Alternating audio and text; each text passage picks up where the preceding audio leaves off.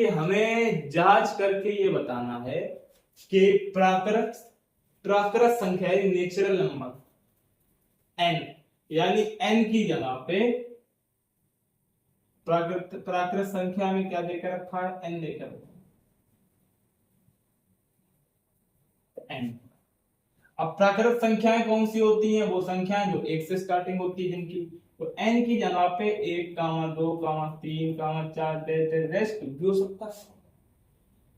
संख्या 6, ठीक है, कहीं कहीं पे 6 की पावर n भी देकर रखा है, तो 6n या 6 की पावर n बराबर 0, यानी ऐसी संख्या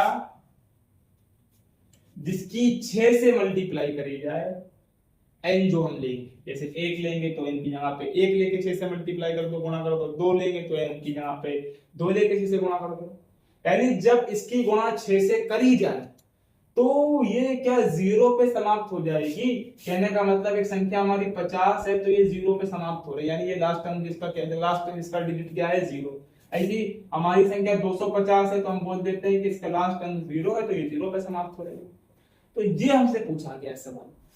अब थोड़ा सा इस सवाल को हम अगर तोड़े मरोड़े एनालाइज करें तो हमें एक बात समझ में आना चाहिए कि कौन सी संख्या ऐसी होती है जो 0 पे समाप्त होती है, और हम कैसे पहचानेंगे कि संख्या 0 पे कब समाप्त होती है।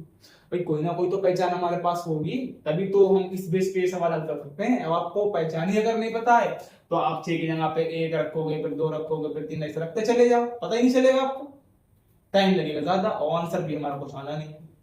तो कहने का मतलब ये है कि थोड़ा सा अगर हम देखें, जैसे एग्जांपल के लिए मैं बोलूं कि 10 के अगर हम गुणनखंड देखें तो क्या होते हैं 2, 5। ऐसी 10 के बाद 0 पे समाप्त होने वाली दूसरी संख्या क्या है 20। इसके गुणनखंड क्या होते हैं 4 गुणा 5, यानी कह सकते हैं 4 के गुणनखंड करके फिर से 2 गुणा 5।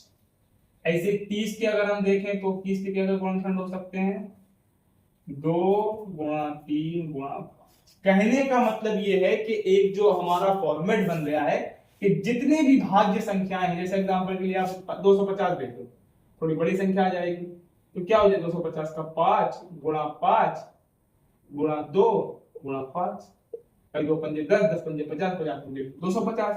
यानी कहने का मतलब यह है कि आप कभी भी देख लो कि जो भी हमारी 0 पे समाप्त होने वाली संख्याएं हैं उनके गुणनखंड में एक गुणनखंड कॉमन है जो कि क्या है 2 गुणा 5। यानी अगर कोई संख्या 0 पे समाप्त हो रही है, 0 पे समाप्त हो रही है, तो ये बात लाजमी है कि उनके गुणनखंड में 2 गुणा 5 होना ही होना है। अगर 2 गुणा 5 नहीं है वो अलग बात है कि मिनिमम एक बार हो, भाई 2 बार भी हो सकता है, 3 बार भी हो सकता है, लेकिन मिनिमम एक बार होना चाहिए। तो ही हम बोल सकते हैं इस कंडीशन पे कि ये संख्या जो है वो 0 पे समाप्त हो जाएगी, अदरवाइज 0 पे समाप्त नहीं होगी। अब जरा हम एक बार 6 के गुणनखंड कर लेते हैं, लिख लेंगे 6 के गुणनखंड।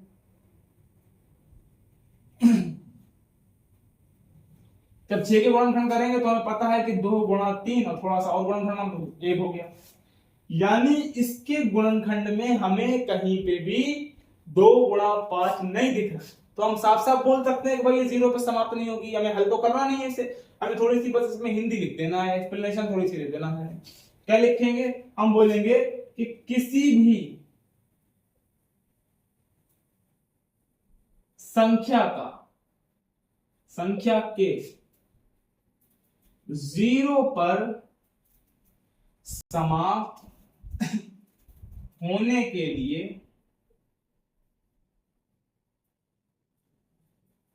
उसके गुणनखंड कम से कम 2 गुणा 5 होना चाहिए।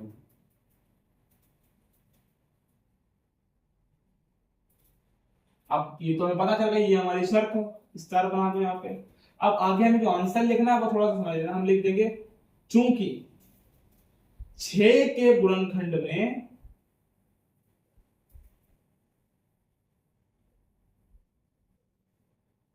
2 गुणा 5 नहीं है। अतः 6n कभी भी 0 पर समाप्त नहीं हो।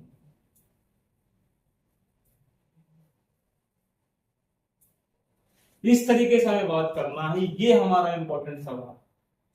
यानी 6n कभी भी 0 पे समाप्त नहीं होगी। क्यों नहीं होगी ये हमें पता होना चाहिए कि 0 से समाप्त होने के लिए जो फॉर्मेट हमें पता है वो क्या है, 2 गुणा 5। तो ये हमारा इस एक्सरसाइज का सबसे इंपॉर्टेंट सवाल है जो कई बार बोर्ड एग्जाम में पूछा जा चुका है। चलिए आगे बढ़ते हैं।